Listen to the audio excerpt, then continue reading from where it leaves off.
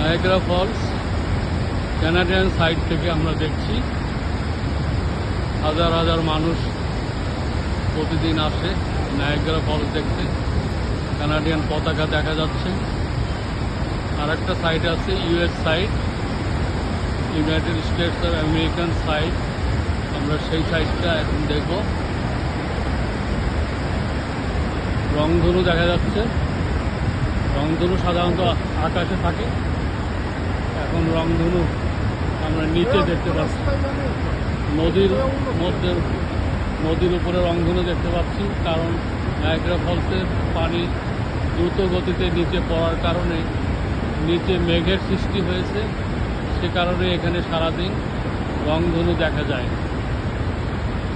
এটা আমরা দেখছি ইউএস সাইড।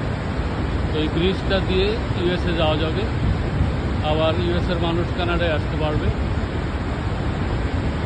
তো ইউএস এবং কানাডার বর্ডারে এই নায়াগ্রা ফলসটা অবস্থিত। খুব সুন্দর একটা জলপ্রপাত, পৃথিবীর বিখ্যাত জলপ্রপাত নায়াগ্রা ফলস। ধন্যবাদ সবাইকে।